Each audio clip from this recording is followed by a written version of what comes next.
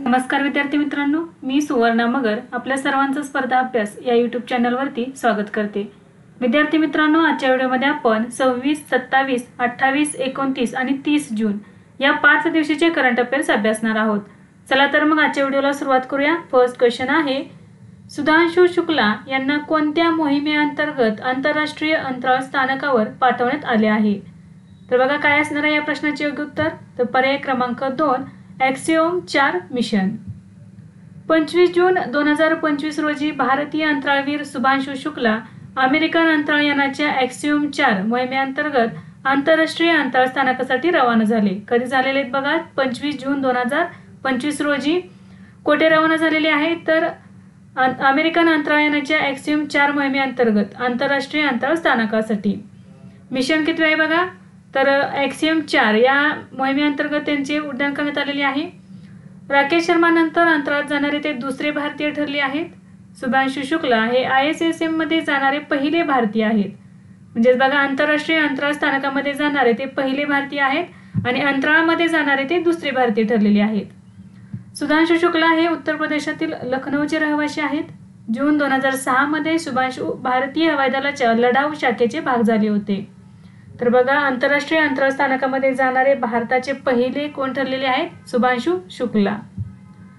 ॲक्सिओम 4 मोहीम काय बघा ही, तर ही जी आहे प्रक्षेपण तारीख 25 जून 2025 रोजी ही मोहीम प्रक्षेपित करण्यात आली। कोठून करण्यात आली? तर नासाचे केनेडी स्पेस सेंटर फ्लोरिडा या ठिकाणून हे प्रक्षेपण करण्यात आले। यासाठी जे रॉकेट यूज केले ते रॉकेट होते SpaceXचे फाल्कन 9 आणि जी कॅप्सूल होती ती क्रू ड्रॅगन। क्रू मेंबर्स कोण कोण आहेत बघा, पेगी विल्सन USA कमांडर आहेत, माजी नासा अंतराळवीर आहेत ते। भारताचे सुधांशु शुक्ला पायलट आहेत इस्रोकडून, स्लाव्ज उजानास्की पोलंड मिशन स्पेशलिस्ट आणि टिबोर कापू हंगेरी मिशन स्पेशलिस्ट, म्हणजे 4 क्रू मेंबर आहेत। यामध्ये आपले भारताचे सुधांशु शुक्ला हे सुद्धा आहेत, पायलट म्हणून आहेत ते। हे अभियान आहे हे आंतरराष्ट्रीय अंतराळ स्थानक 14 दिवसांसाठी असणार आहे। मोहिमेदरम्यान 60हून अधिक वैज्ञानिक प्रयोग केले जातील। यामध्ये भारताचे एकूण 7 प्रयोग होणार आहेत। यामध्ये सूक्ष्म गुरुत्वाकर्षण, वनस्पतींची वाढ, मानवी आरोग्य आणि सूक्ष्म जैविक वर्तन यासारखे 7 प्रयोग भारताकडून करण्यात येणार आहेत। अंतराळी स्थानकामध्ये सुधांशु शुक्ला यांच्यामार्फत हे करण्यात येणार आहेत। अंतराळवीर इन्सुलिन पेन देखील बाळगतील, जे वेगवेगळ्या तापमानात ठेवले जातील, जेणेकरून सूक्ष्म गुरुत्वाकर्षणात इन्सुलिन रेणूंवर कसा परिणाम होतो हे पाहता येणार आहे। नेक्स्ट क्वेश्चन आहे, pension fund regulatory and development अथॉरिटीचे अध्यक्ष कोण बनले आहेत? तर बघा या प्रश्नाचे योग्य उत्तर असणार आहे पर्याय क्रमांक 2 शिवसुब्रमण्यम रमन। जून 2025 मध्ये शिवसुब्रमण्यम रमन यांनी pension fund regulatory and development अथॉरिटीचे अध्यक्ष म्हणून पदभार स्वीकारलेला आहे। भारत सरकारने त्यांची नियुक्ती ही पुढील 5 वर्षांच्या कालावधीसाठी केलेली आहे। तर त्यांनी दीपक मोहंती यांची जागा घेतलेली आहे। बघा, आधीचे जे अध्यक्ष होते दीपक मोहंती यांची जागा घेतलेली आहे। कोणी घेतलेली आहे? तर शिवसुब्रमण्यम रमन यांनी जून 2025 मध्ये, आणि त्यांची ही जी नियुक्ती आहे ही पुढील 5 वर्षांच्या कालावधीसाठी करण्यात आलेली आहे।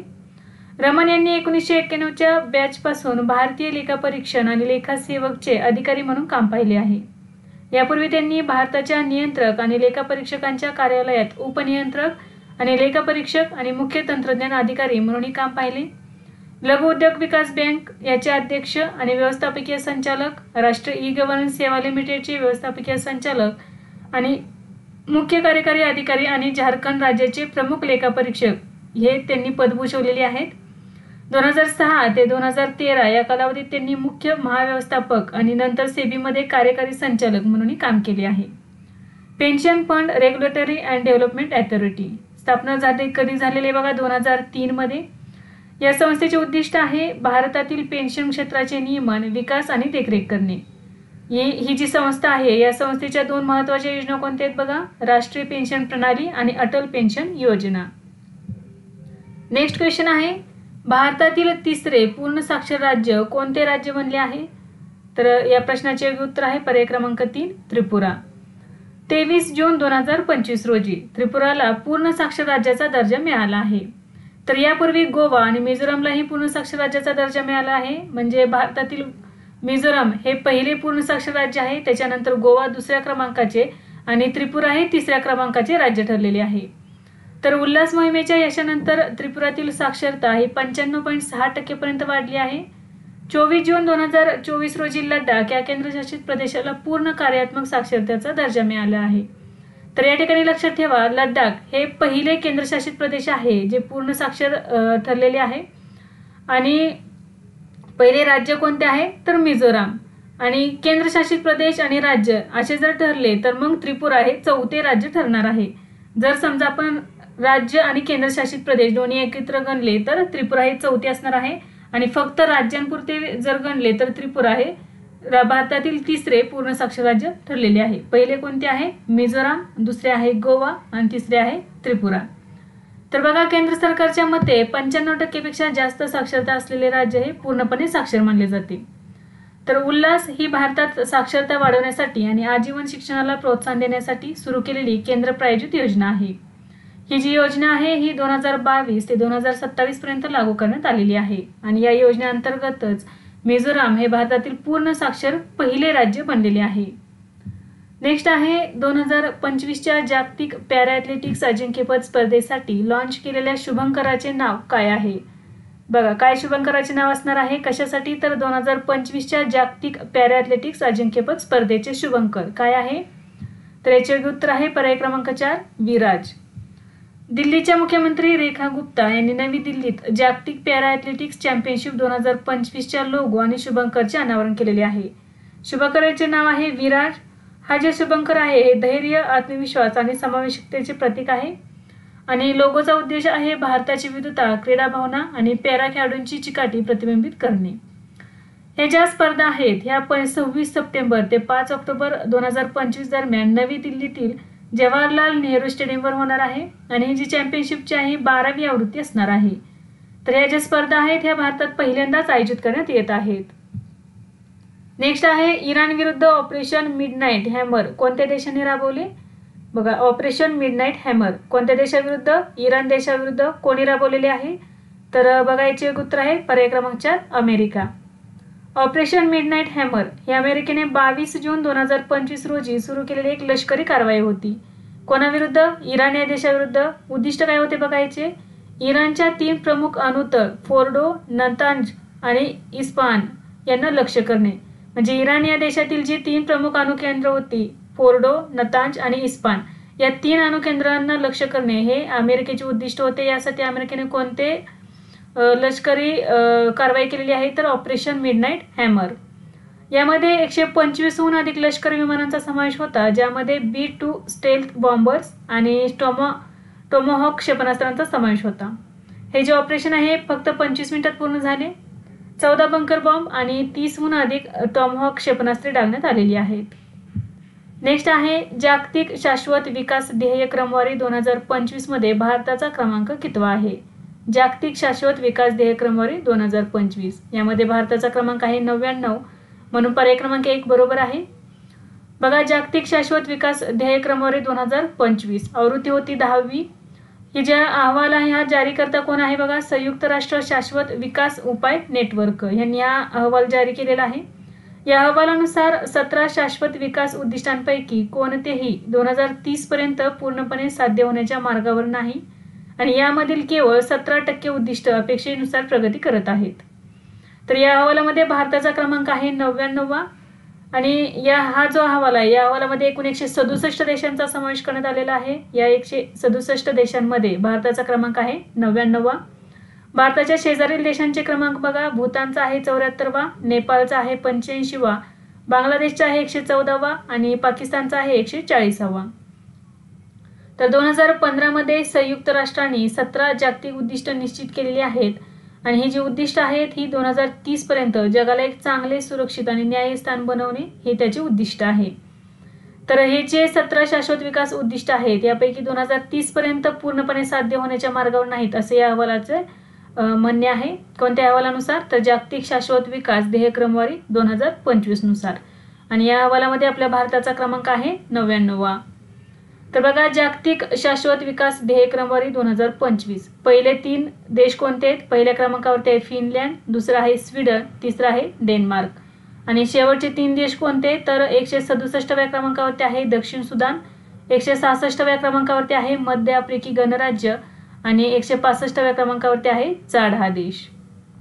आता आपण नेक्स्ट क्वेश्चन पाहूया. बघा, दिल्ली विद्यापीठाने अनुसूचित जमाती म्हणजेच एसटी साठी कोणती योजना सुरू केली आहे? कोणी सुरू केलेली आहे? दिल्ली विद्यापीठाने. कोणासाठी? अनुसूचित जमातीसाठी. बघा कोणती योजना असणार आहे? तर पर्याय क्रमांक 2 बरोबर आहे, जय हिंद योजना. 18 जून 2025 रोजी दिल्ली विद्यापीठाने अनुसूचित जमातीच्या विद्यार्थ्यांना प्रशिक्षण देण्यासाठी जय हिंद योजना सुरू केलेली आहे. कोणी सुरू केली? दिल्ली विद्यापीठाने. कधी चालू केलेली? बघा 18 जून 2025 रोजी. आणि कशासाठी? तर अनुसूचित जमातीच्या विद्यार्थ्यांना प्रशिक्षण देण्यासाठी. योजनेचे नाव आहे जय हिंद योजना. योजनेचे पूर्ण नाव काय आहे? बघा, जनजाती immersive holistic intervention for novel development म्हणजेच जय हिंद. याचे उद्दिष्ट आहे इयत्ता 9वी ते 12वी पर्यंतच्या अनुसूचित जमातीच्या विद्यार्थ्यांना डिजिटल शिक्षण, संगणक कौशल्य आणि CUET म्हणजे सामायिक विद्यापीठ प्रवेश परीक्षा यांची तयारी करण्यास मदत करणे. कोणता गट असणार आहे? इयत्ता 9वी ते 12वीच्या विद्यार्थ्यांसाठी. काय देण्यात येणार आहे यामध्ये? तर बघा, अनुसूचित जमातीच्या विद्यार्थ्यांना डिजिटल शिक्षण, संगणक कौशल्य आणि सामायिक विद्यापीठ प्रवेश परीक्षा यांची तयारी करण्यास मदत करण्यात येणार आहे. पहिल्या टप्प्यामध्ये मणिपूर सरकारशी चर्चा केल्यानंतर 25 विद्यार्थ्यांची निवड करण्यात आलेली आहे. या योजनेमध्ये मणिपूरच्या उखरुल जिल्ह्यातील तंगखुल नागा समुदायाच्या विद्यार्थ्यांना यामध्ये समाविष्ट करण्यात आलेले आहे. पहिली बॅच कोणती आहे? बघा, मणिपूर राज्यातील आहे. 25 विद्यार्थ्यांचा गट आहे. तंगखुल नागा समुदायाच्या विद्यार्थ्यांचा यामध्ये समावेश करण्यात आलेला आहे. कोणत्या योजनेत? जय हिंद योजनेमध्ये दिल्ली विद्यापीठाने सुरू केलेली आहे. नेक्स्ट आहे इफ्को कोणत्या देशात पहिला परदेशी नॅनोखत प्रकल्प उभारणार आहे? बघा, इफ्को ही संस्था तिचा पहिला परदेशी प्रकल्प कोणता नॅनोखत प्रकल्प कोणत्या देशात उभारणार आहे? तर याचे योग्य उत्तर असणार आहे पर्याय क्रमांक 1, ब्राझील. इफ्को म्हणजेच इंडियन फार्मर्स फर्टिलायझर कोऑपरेटिव्ह ही जी संस्था आहे, ही संस्था ब्राझीलमध्ये त्यांचा पहिला परदेशी नॅनोखत प्रकल्प उभारणार आहे. हा प्रकल्प ब्राझीलच्या पराना राज्यातील कुरिटिबा शहरात असेल. भागीदारी कोणाची असणार आहे? तर इफ्को नॅनोव्हेशन्स आणि ब्राझिलियन कंपनी नॅनोफर्ट या दोघांच्या भागीदारीतून हा प्रकल्प उभारण्यात येणार आहे. हा प्लांट दरवर्षी 4.5 कोटी लिटर नॅनोखत तयार करेल. म्हणजेच किती? तर 4.5 दशलक्ष लिटर एवढे नॅनोखत तयार करेल ही कंपनी. उद्दिष्ट असणार आहे ब्राझीलमध्ये मका, सोयाबीन, ऊस आणि कॉफी यासारख्या पिकांची उत्पादकता वाढवणे. नॅनोखते ही अशी खते आहेत ज्यात पोषक तत्वे खूप लहान कणांच्या स्वरूपात तयार केली जातात. लहान कणांचे म्हणजे किती? तर 20 ते 50 नॅनोमीटर एवढ्या प्रमाणात हे कणांचे स्वरूप असते. हे तर एवढ्या लहान स्वरूपात हे खत तयार करण्यात येते. नेक्स्ट आहे 2025 ची नाटो शिखर परिषद कोणत्या देशात आयोजित करण्यात आली? तर याचे योग्य उत्तर आहे पर्याय क्रमांक 2, नेदरलँड्स. नाटो शिखर परिषद 2025 कोठे झाली? The Hague, Netherlands. नेदरलँड्स या देशातील द हेग या ठिकाणी. कधी झाली? तर 24 ते 25 जून 2025 रोजी झालेली आहे. पहिल्यांदाच नाटो शिखर परिषद नेदरलँड्समध्ये आयोजित करण्यात आली. सरचिटणीस होते मार्क रूट आणि या परिषदेचे उद्दिष्ट होते नाटोची सुरक्षा रणनीती मजबूत करणे, संरक्षण खर्च वाढवणे आणि युक्रेनला पाठिंबा देणे. नाटो लॉंग फॉर्म काय होतं? बघा, नॉर्थ अटलांटिक ट्रीटी ऑर्गनायझेशन. स्थापना झालेली आहे 4 एप्रिल 1949 रोजी वॉशिंग्टन DC अमेरिका या ठिकाणी. याचे मुख्यालय आहे ब्रुसेल्स बेल्जियम या ठिकाणी आणि सध्याचे सदस्य देश आहेत 32. या संस्थेचे मुख्य उद्दिष्ट आहे सामूहिक संरक्षण, संकट व्यवस्थापन आणि सहकारी सुरक्षा. नेक्स्ट आहे अलीकडेच JCB साहित्य पुरस्कार बंद करण्यात आला आहे. हा पुरस्कार कोणत्या क्षेत्रात दिला जात होता? JCB साहित्य पुरस्कार जो जून 2025 मध्ये बंद करण्यात आला, तर हा पुरस्कार कोणत्या क्षेत्रामध्ये दिला जात होता?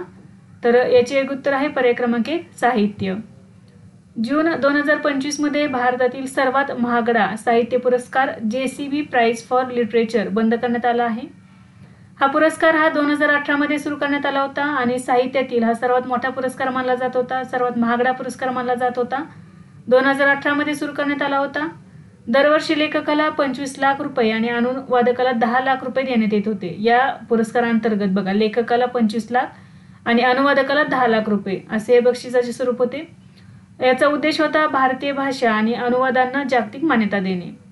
हे बांधकाम उपकरणे उत्पादक कंपनी JCB इंडियाने प्रायोजित केले होते, जो आता जून 2025 मध्ये बंद करण्यात आलेला आहे. नेक्स्ट आहे अलीकडेच कोणत्या राज्य सरकारने ट्रान्सजेंडर समुदायाला OBC दर्जा दिला आहे? कोणत्या राज्याने दिलेला आहे तर आसाम राज्याने दिलेला आहे, म्हणून पर्याय क्रमांक 2 बरोबर आहे. जून 2025 मध्ये आसाम सरकारने ट्रान्सजेंडर समुदायाला ओबीसी दर्जा देण्याची घोषणा केली आहे. याशिवाय अंगणवाडी सेविकांना पर्यवेक्षक पदांमध्येही 50% आरक्षण मिळेल. ट्रान्सजेंडर समुदायाला शिक्षण, सरकारी नोकऱ्या आणि कल्याणकारी योजनांमध्ये आरक्षणाचे फायदे मिळू शकणार आहेत. नेक्स्ट आहे किशोरवयीन मुलींसाठी अलीकडेच सुरू झालेल्या 9व्या योजनेचा मुख्य उद्देश काय आहे. किशोरवयीन मुलींसाठी सुरू झालेली आहे 9व्या ही योजना. तर या योजनेचा मुख्य उद्देश काय आहे. पर्याय क्रमांक 4 आहे बरोबर, कौशल्य प्रशिक्षण प्रदान करणे. बघा, किशोरवयीन मुलींसाठी कौशल्य विकास कार्यक्रम 9व्याचा लॉंग फॉर्म काय असणार आहे. तरुण किशोरवयीन मुलींसाठी व्यावसायिक प्रशिक्षणाद्वारे आकांक्षा वाढवणे. कधी सुरू करण्यात आला. 24 जून 2025 रोजी सुरू करण्यात आलेला आहे. सुरुवात कुठे करण्यात आली बघा, उत्तर प्रदेशातील सोनभद्र जिल्हा या ठिकाणी ही योजना सुरू करण्यात आलेली आहे 24 जून 2025 रोजी. लक्ष गट कोणता आहे. किमान 10वी उत्तीर्ण असलेल्या 16 ते 18 वर्ष वयोगटातील किशोरवयीन मुली. अट असणार आहे काय, किमान 10वी उत्तीर्ण असलेले पाहिजेत मुली. वयोगट असणार आहे 16 ते 18 वर्ष. या वयोगटातील किशोरवयीन मुलींसाठी योजना असणार आहे. योजनेचे उद्दिष्ट आहे किशोरवयीन मुलींना अपारंपरिक क्षेत्रात व्यावसायिक प्रशिक्षण देणे. प्रशिक्षण क्षेत्र असणार आहे ड्रोन ऑपरेशन, मोबाईल दुरुस्ती, सौर पॅनल बसवणे इत्यादी. अंमलबजावणी बघा, सुरुवातीला 19 राज्यांमधील 27 जिल्ह्यांमध्ये पायलट प्रोग्राम म्हणून हा कार्यक्रम राबवला जाईल, ज्यामध्ये इच्छुक जिल्हे आणि ईशान्य प्रदेशावर लक्ष केंद्रित केले जाईल. ही सहयोगी मंत्रालय कोणते आहेत बघा. ही योजना कोणी सुरू केलेली आहे तर महिला आणि बाल विकास मंत्रालय आणि कौशल्य विकास आणि उद्योजकता मंत्रालय केंद्र सरकार. तर या दोन्हीच्या सहकार्याने ही योजना सुरू करण्यात आलेली आहे. किशोरवयीन मुलींसाठी कौशल्य विकास कार्यक्रम 24 जून 2025 रोजी उत्तर प्रदेशातील सोनभद्र जिल्ह्यामध्येही सुरू करण्यात आलेली आहे.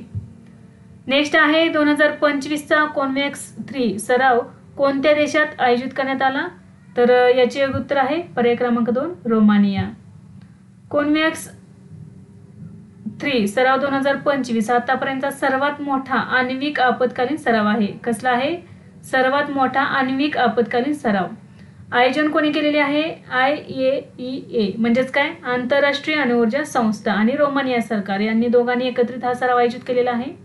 कालावधी होता 24 ते 25 जून 2025 आणि ठिकाण होते चेर्नावोडा अणुऊर्जा प्रकल्प रोमानिया.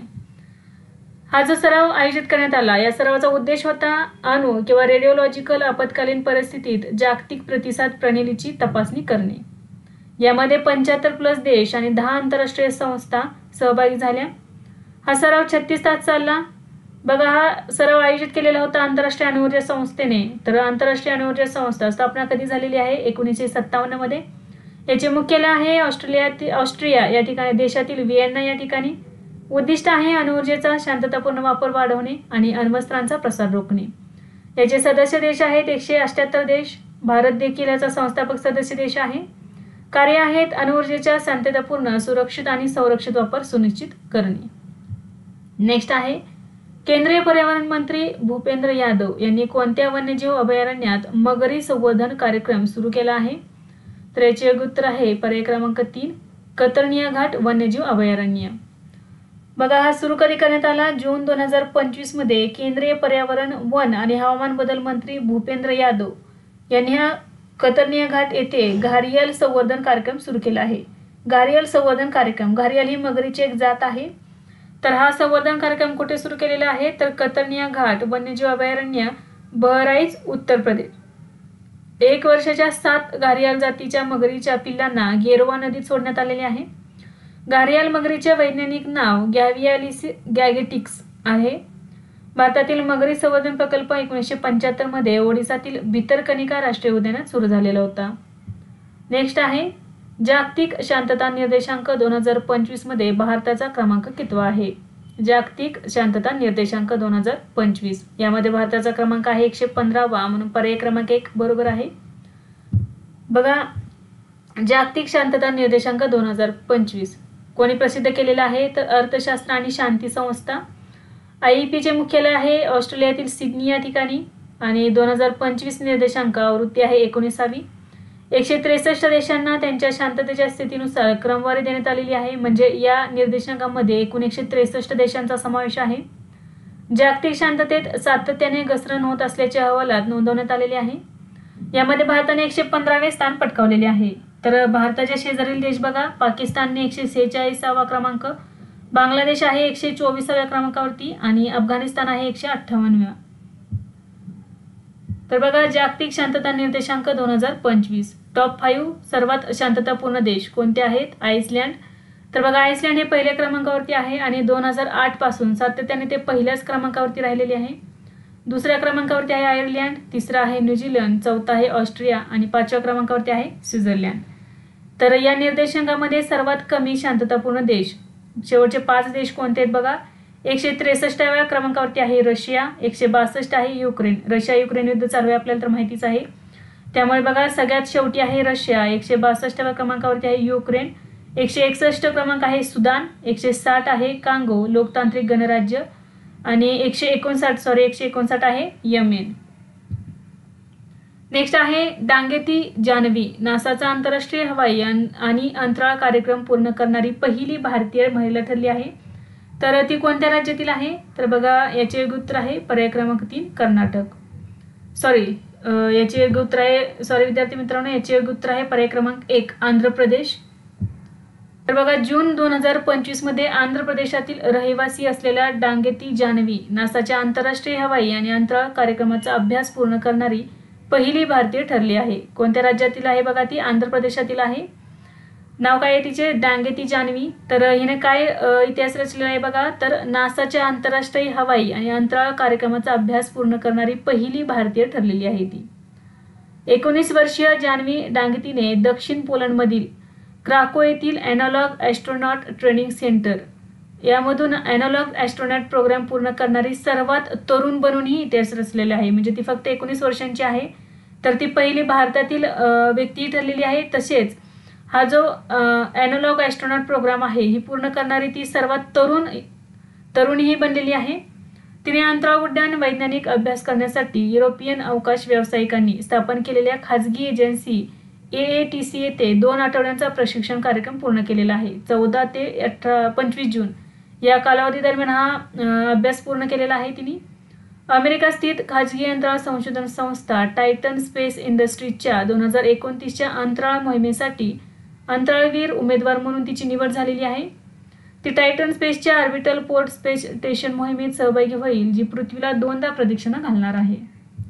नेक्स्ट आहे अंदाज समितीची राष्ट्रीय परिषद 2025 कोठे आयोजित करण्यात आली? तर याचे योग्य उत्तर आहे पर्याय क्रमांक 2 मुंबई.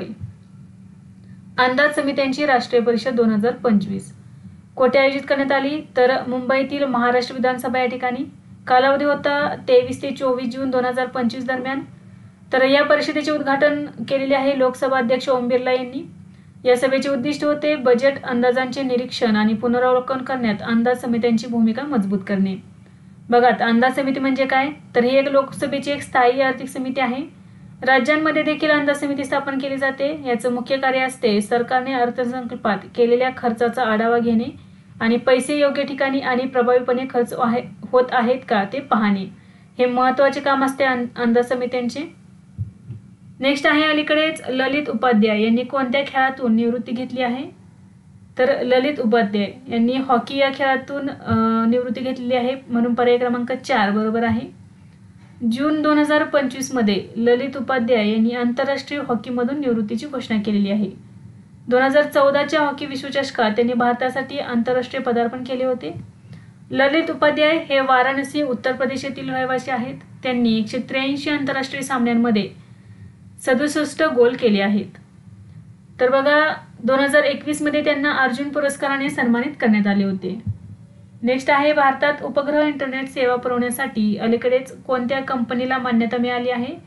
भारतात उपग्रह इंटरनेट सेवा पुरवण्यासाठी तर जून 2025 मध्ये स्टारलिंक या कंपनीला मान्यता मिळालेली आहे, म्हणून पर्याय क्रमांक 3 बरोबर आहे. जून 2025 मध्ये भारतात उपग्रह इंटरनेट सेवा पुरवण्यासाठी स्टारलिंक कंपनीला मान्यता मिळालेली आहे.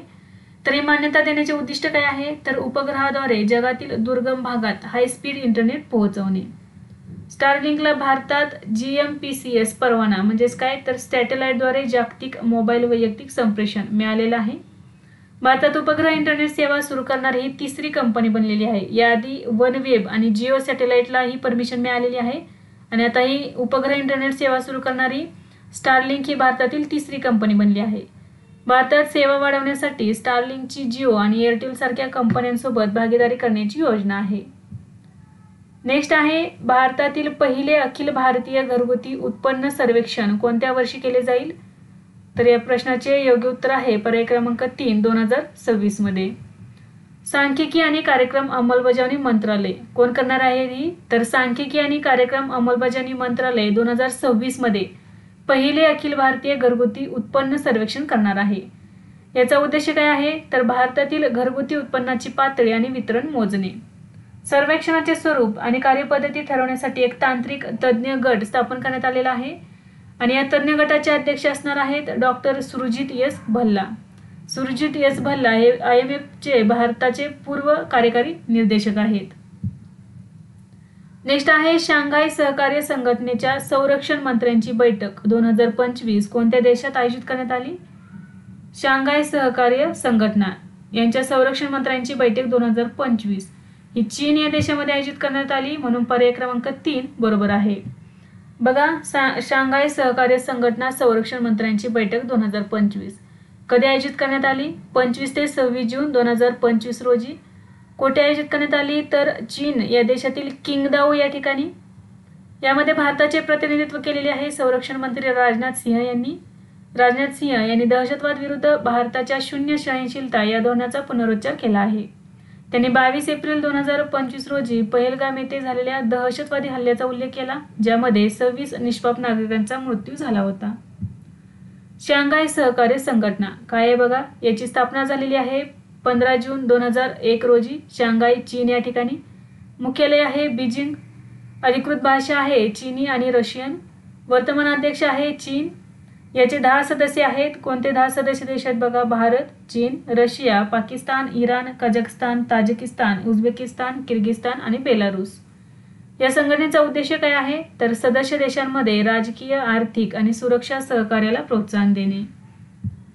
नेक्स्ट क्वेश्चन आहे, राष्ट्रपती द्रौपदी मुर्मू यांच्या भाषणांवर आधारित विंग्स टू अवर होप्स खंड 2 हे पुस्तक कोणी प्रकाशित केले आहे? बघा, नुकतेच विंग्स टू अवर होप्स खंड 2 हे पुस्तक प्रकाशित करण्यात आलेले आहे. हे पुस्तक कशावरती आहे? तर राष्ट्रपती द्रौपदी मुर्मू यांच्या भाषणांवरती आधारित आहे. हे पुस्तक कोणी प्रकाशित केले आहे? तर या प्रश्नाचे योग्य उत्तर आहे पर्याय क्रमांक 2, राजनाथ सिंह. तर हा संग्रह राष्ट्रपती द्रौपदी मुर्मू यांच्या दुसऱ्या कार्यकाळातील म्हणजेच ऑगस्ट 2023 ते जुलै 2024 यामधील 51 भाषणांवर आधारित आहे. यामध्ये त्यांचे विचार, दृष्टिकोन आणि प्राधान्य समाविष्ट आहेत. हे पुस्तक हे राष्ट्रपती भवनाने संकलित केले आहे आणि माहिती आणि प्रसारण मंत्रालयाच्या प्रकाशन विभागाने प्रकाशित केलेले आहे. नेक्स्ट आहे, भारतासह किती देशांना Bloomberg philanthropies global tobacco control award 2025 प्रदान करण्यात आला आहे? तर याचे योग्य उत्तर आहे पर्याय क्रमांक 2, 6 देश. भारतासह 6 देशांना Bloomberg philanthropies global tobacco control award 2025 प्रदान करण्यात आलेला आहे. किती देशांना? तर एकूण 6 देशांना देण्यात आलेला आहे. कोणता पुरस्कार आहे? Bloomberg philanthropies global tobacco control award 2025. हे जे पुरस्कार प्राप्त 6 देश कोणते आहेत? तर बघा, Bharat, Mauritius, Mexico, Montenegro, Philippines आणि युक्रेन. यामध्ये भारताला ओ श्रेणीत सन्मानित करण्यात आले आहे, जे तंबाखू सोडण्यास मदत करण्यासाठी केलेल्या प्रयत्नांसाठी दिले जाते. Bloomberg philanthropies global tobacco control award हा ब्लूमबर्ग फिलॅन्थ्रॉपीज आणि जागतिक आरोग्य संघटना यांच्या संयुक्त विद्यमाने दिला जातो. जागतिक स्तरावर तंबाखू नियंत्रणात केलेल्या उत्कृष्ट प्रयत्नांना मान्यता देणे हे या पुरस्काराचे उद्दिष्ट आहे. नेक्स्ट आहे, 25वी केंद्रीय क्षेत्रीय परिषदेची बैठक 2025 कोठे आयोजित करण्यात आली? तर याचे योग्य उत्तर आहे पर्याय क्रमांक 4, वाराणसी. केंद्रीय क्षेत्रीय परिषदेची बैठक 2025 ची आवृत्ती होती बघा ही 25वी. कधी आयोजित करण्यात आली? तर 24 जून 2025 रोजी. ठिकाण होते उत्तर प्रदेशमधील वाराणसी या ठिकाणी.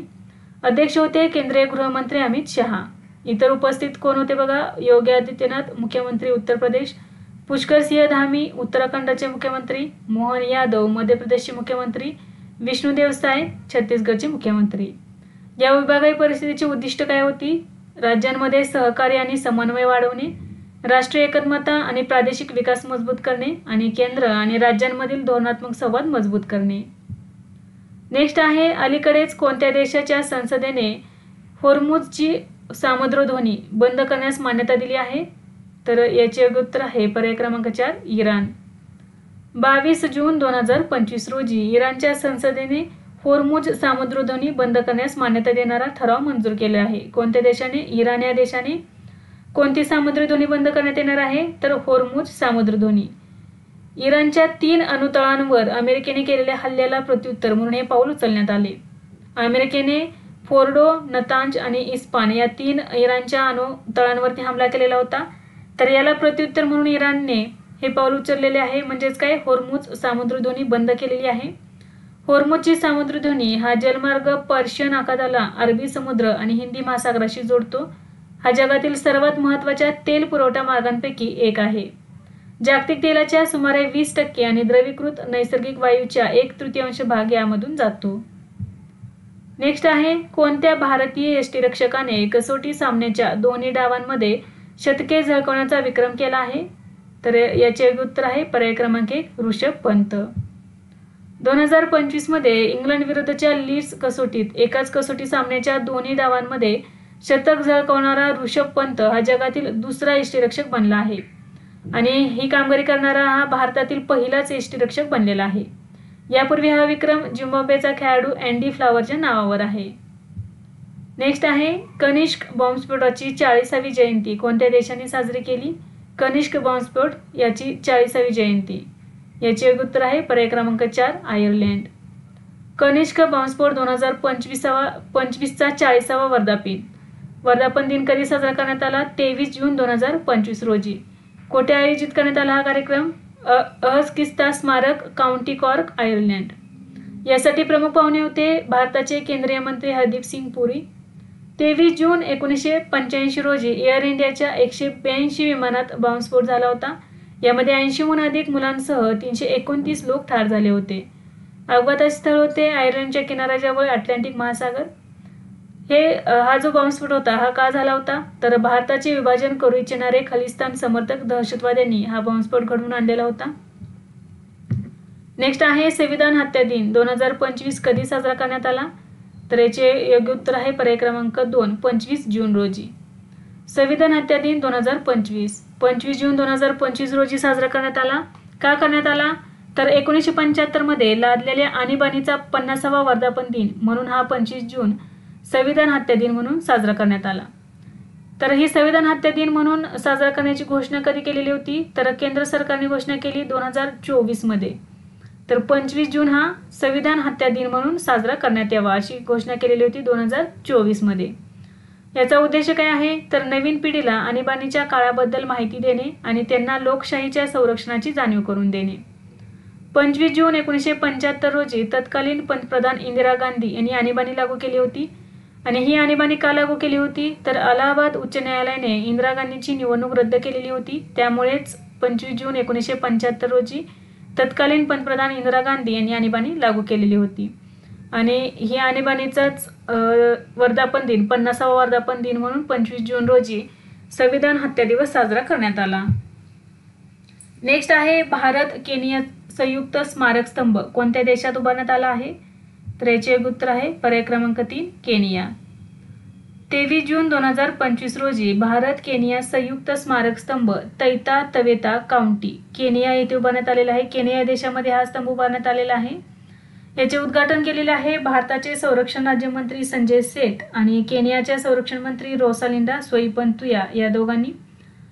तर हे जे स्मारक आहे हे उभारण्याचा उद्देश काय आहे? तर पहिल्या महायुद्धात पूर्व आफ्रिकेत शहीद झालेल्या भारतीय आणि आफ्रिकन सैनिकांना श्रद्धांजली वाहणे. नेक्स्ट क्वेश्चन आहे, आग्नेय आशियातील कोणत्या 2 देशांनी अलीकडेच एकमेकांवर निर्बंध लादले आहेत? तर याचे उत्तर आहे पर्याय क्रमांक 1 थायलंड आणि कंबोडिया. थायलंड आणि कंबोडियामधील वाद काय आहे बघा. याची सुरुवात झालेली आहे 28 मे 2025 रोजी. एमराल्ड ट्रँगल परिसरात दोन्ही देशांच्या सैनिकांमध्ये संघर्ष झाला. यामध्ये एका कंबोडियन सैनिकाचा मृत्यू झाला होता. या घटनेनंतर दोन्ही देशांमध्ये तणाव वाढलेला आहे. तर जून 2025 मध्ये कंबोडियाने थायलंडमधून फळे, भाज्या, वीज, इंटरनेट आणि मनोरंजनाच्या वस्तूंच्या आयातीवर बंदी घातली होती. त्यामुळे प्रत्युत्तरादाखल थायलंडने देखील नागरिकांना आणि पर्यटकांना कंबोडियाला भेट देण्यास बंदी घातली आहे. नेक्स्ट आहे आशियाई पॅरा बॅडमिंटन चॅम्पियनशिप 2025 मध्ये भारताने किती पदके जिंकली आहेत? तर याचे उत्तर आहे पर्याय क्रमांक 2 27 पदके. आशियाई पॅरा बॅडमिंटन चॅम्पियनशिप 2025 कोठे आयोजित करण्यात आली? थायलंडमधील बँकॉक या ठिकाणी. तारीख होती 17 ते 22 जून 2025 दरम्यान. आयोजक आहे बॅडमिंटन वर्ल्ड फेडरेशन. यामध्ये भारताची कामगिरी बघा, एकूण 27 पदके जिंकलेली आहेत, 4 सुवर्ण, 10 रौप्य आणि 13 कांस्य. तर यामध्ये नितीश कुमार यांनी एकट्यानेच 3 सुवर्ण पदके जिंकलेली आहेत. नेक्स्ट आहे ओस्ट्रावा गोल्डन स्पाइक 2025 मध्ये नीरज चोप्राने कोणते पदक जिंकले आहे? Ostrava golden spike 2025. तर यामध्ये भालाफेकपटू नीरज चोप्राने कोणते पदक जिंकले? तर याचे उत्तर आहे पर्याय क्रमांक 1 सुवर्ण पदक. चेकियातील ओस्ट्रावा गोल्डन स्पाइक 2025 मध्ये नीरज चोप्राने भालाफेकमध्ये सुवर्ण पदक जिंकले आहे. ही जी स्पर्धा होती 25 जून 2025 रोजी आयोजित करण्यात आली. स्थान होते ओस्ट्रावा चेकिया. सुवर्ण पदक विजेता नीरज चोप्रा, रौप्य पदक डो स्मिथ दक्षिण आफ्रिका आणि कांस्य पदक विजेता अँडरसन पीटर्स ग्रेनाडा. नेक्स्ट आहे सेना देशांमध्ये 150 कसोटी बळी घेणारा पहिला आशियाई गोलंदाज कोण बनला आहे? तर याचे उत्तर आहे पर्याय क्रमांक 1 जसप्रीत बुमराह. जसप्रीत बुमराह हा सेना देशांमध्ये 150 कसोटी बळी घेणारा पहिला आशियाई गोलंदाज ठरला. सेना या देशांमध्ये कोणत्या देशांचा समावेश होतो? दक्षिण आफ्रिका, इंग्लंड, न्यूझीलंड आणि ऑस्ट्रेलिया. तर या 4 देशांमध्ये 150 कसोटी बळी घेणारा पहिला आशियाई गोलंदाज कोण ठरलेला आहे? तर जसप्रीत बुमराह. त्याने इंग्लंड विरुद्धच्या लीड्स कसोटीत ही कामगिरी केली. परदेशात सर्वाधिक वेळा 5 विकेट्स घेण्याच्या बाबतीत बुमराहने कपिल देवची बरोबरी केलेली आहे. 12 वेळा त्याने 5 विकेट्स घेतलेले आहेत. वर्ल्ड टेस्ट चॅम्पियनशिपमध्ये सर्वाधिक 5 विकेट घेण्याचा विक्रमही त्याच्या नावावर आहे. नेक्स्ट आहे एक्झिम बँक बिझनेस समिट 2025 कोठे आयोजित करण्यात आले? तर याचे उत्तर आहे पर्याय क्रमांक 3 नवी Delhi. Exim bank business summit 2025 कधी आयोजित करण्यात आले? 24 जून 2025 रोजी. ठिकाण होते नवी दिल्ली. प्रमुख वक्त्या होत्या अर्थमंत्री निर्मला सीतारामन आणि या समितीचा विषय होता विकसित भारतासाठी निर्यात नेतृत्वाखालील विकास. निर्मला सीतारामन यांनी लखनौ, इंदूर आणि साओ पाउलो ब्राझील येथे एक्झिम बँकेच्या नवीन कार्यालयांचे व्हर्च्युअली उद्घाटनही यावेळी केले. भारतीय आयात निर्यात बँक म्हणजेच एक्झिम बँक याची स्थापना कधी झाली? मार्च 1982 मध्ये. मुख्यालय आहे महाराष्ट्रातील मुंबई या ठिकाणी. मालकी आहे भारत सरकारची. या बँकेचे उद्दिष्ट काय आहे बघा, भारताच्या आंतरराष्ट्रीय व्यापाराला आर्थिक सहाय्य आणि प्रोत्साहन देणे आणि कार्य आहे निर्यातदारांना कर्ज आणि विमा सहाय्य प्रदान करणे. नेक्स्ट आहे नुकतेच दिलीप जोशी यांचे निधन झाले, ते कोण होते? तर याचे उत्तर आहे पर्याय क्रमांक 1 क्रिकेटपटू. 23 जून 2025 रोजी दिलीप जोशी यांचे लंडनमध्ये निधन झाले. ते डावखुरे फिरकी गोलंदाज होते. त्यांनी 1979 ते 1983 पर्यंत भारतासाठी 33 कसोटी आणि 15 एकदिवसीय सामने खेळले आहेत. कसोटी विकेट्स बघा, त्यांनी 114 विकेट्स घेतलेले आहेत आणि प्रथम श्रेणी क्रिकेटमध्ये 238 सामन्यांमध्ये 898 विकेट्स घेतलेले आहेत. नेक्स्ट आहे फ्रेंच शास्त्रज्ञांनी कोणत्या नावाचा एक नवीन रक्तगट शोधला आहे? तर याचे उत्तर आहे पर्याय क्रमांक 4 ग्वाडा निगेटिव्ह. फ्रेंच शास्त्रज्ञांनी ग्वाडेलूपमधील एका महिलेमध्ये जगातील 48वा रक्तगट शोधून काढला आहे. या रक्तगटाला नाव देण्यात आले आहे ग्वाडा निगेटिव्ह G-. 2011 मध्ये शस्त्रक्रियेपूर्वी महिलेला रक्त संक्रमणाची आवश्यकता होती, परंतु कोणतेही रक्त जुळले नाही. चाचणीत अतिशय असामान्य अँटीबॉडीज आढळल्या.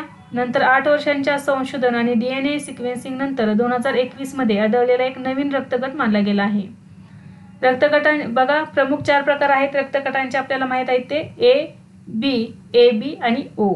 आता ही नवीन रक्तगट आहे, याला काय नाव दिलेले आहे? तर ग्वाडा निगेटिव्ह. नेक्स्ट आहे उत्तर प्रदेशचे मुख्यमंत्री योगी आदित्यनाथ यांनी गोरखपूर लिंक एक्सप्रेसवेचे उद्घाटन कोठे केले आहे? तर याचे उत्तर आहे पर्याय क्रमांक 4 आजमगड. जून 2025 मध्ये उत्तर प्रदेशचे मुख्यमंत्री योगी आदित्यनाथ यांनी आजमगडमध्ये गोरखपूर लिंक एक्सप्रेसवेचे उद्घाटन केले. या एक्सप्रेसवेचे प्रमुख वैशिष्ट्य कोणते आहेत बघा, लांबी आहे 91.35 किलोमीटर. यासाठी खर्च आलेला आहे 7,283 कोटी रुपये. जिल्हे कोणते जोडलेले आहेत या एक्सप्रेसवेने? आजमगड, आंबेडकर नगर, संत कबीर नगर आणि गोरखपूर. कनेक्टिव्हिटी बघा, हा एक्सप्रेसवे पूर्वांचल एक्सप्रेसवेला जोडतो आणि पटना ते दिल्ली प्रवास करणे यामुळे सोपे झालेले आहे. नेक्स्ट आहे बांगलादेशच्या अंतरिम सरकारने कोणता दिवस नवीन बांगलादेश दिन म्हणून घोषित केला आहे? तर याचे उत्तर आहे पर्याय क्रमांक 1 8 ऑगस्ट. बांगलादेशच्या अंतरिम सरकारने दरवर्षी 8 ऑगस्ट हा दिवस नवीन बांगलादेश दिन म्हणून साजरा करण्याचा निर्णय घेतला आहे. या दिवशी 2024 मध्ये नोबेल पुरस्कार विजेते मोहम्मद युनिस यांनी मुख्य सल्लागार म्हणून शपथ घेतली होती. तर हा दिवस 8 ऑगस्ट हा दिवस नवीन बांगलादेश दिन म्हणून साजरा करण्याचा निर्णय घेण्यात आलेला आहे. सरकारने 5 ऑगस्ट हा दिवस बंडखोरी दिन म्हणून घोषित केलेला आहे.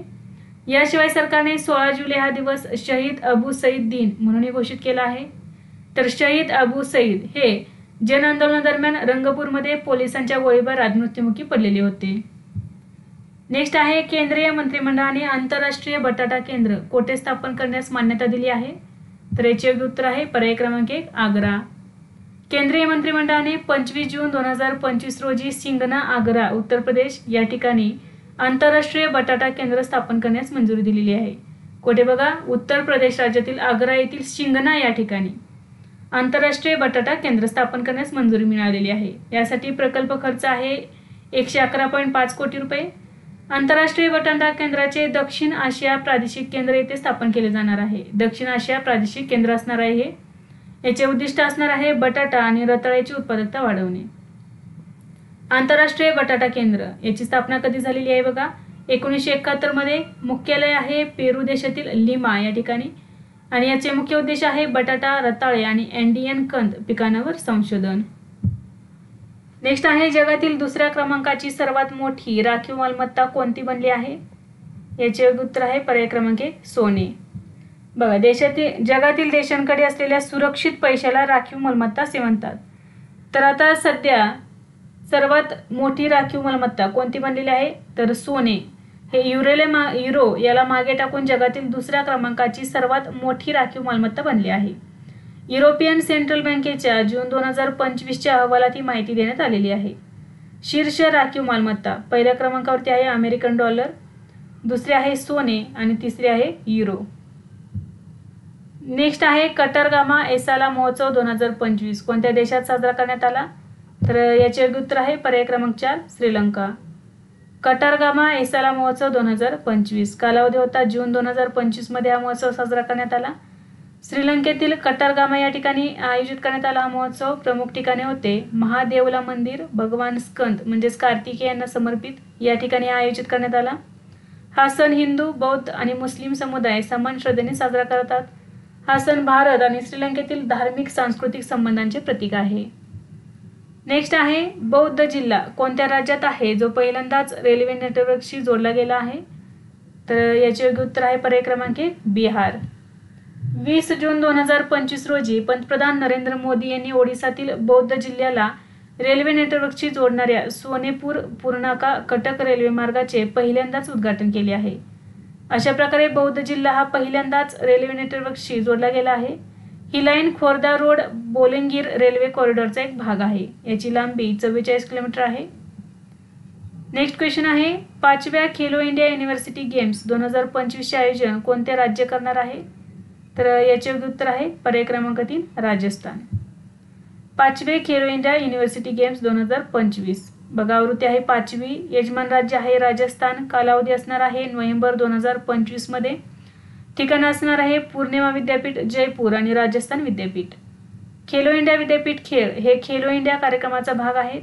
पहिले खेलो इंडिया विद्यापीठ खेळ हे 2020 मध्ये ओडिसामध्ये आयोजित करण्यात आले होते.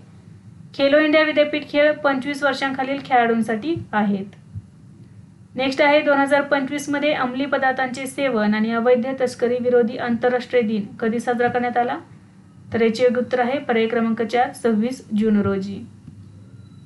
आंतरराष्ट्रीय ड्रग्ज गैरवर्तन आणि अवैध तस्करी विरोधी दिन 26 जून रोजी साजरा केला जातो.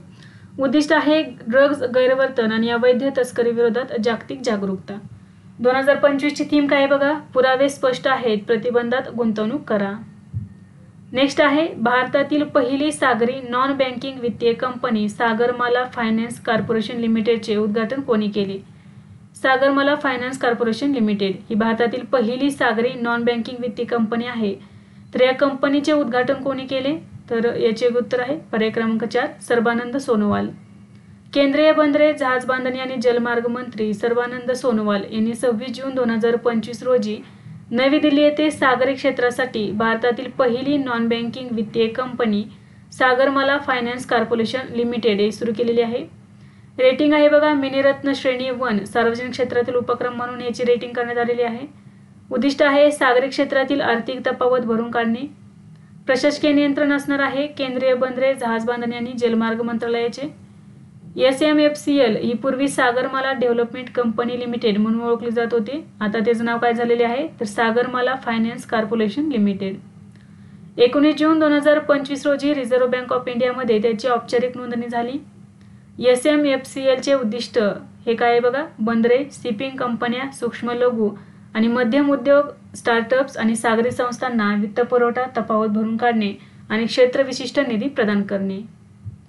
नेक्स्ट क्वेश्चन आहे केंद्रीय गृहमंत्री अमित शहा यांनी राष्ट्रीय न्यायवैद्यक विज्ञान विद्यापीठाची पायाभरणी कोठे केली. राष्ट्रीय न्यायवैद्यक विज्ञान विद्यापीठ कोठे स्थापन करण्यात येणार आहे तर याचे योग्य उत्तर आहे पर्याय क्रमांक 4 नवा रायपूर.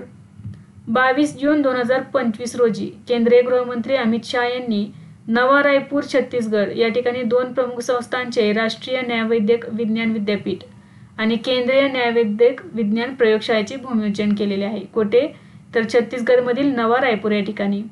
या कॅम्पसमध्ये अत्याधुनिक सुविधांसह हायटेक फॉरेन्सिक लॅब आणि प्रशिक्षण केंद्र असेल.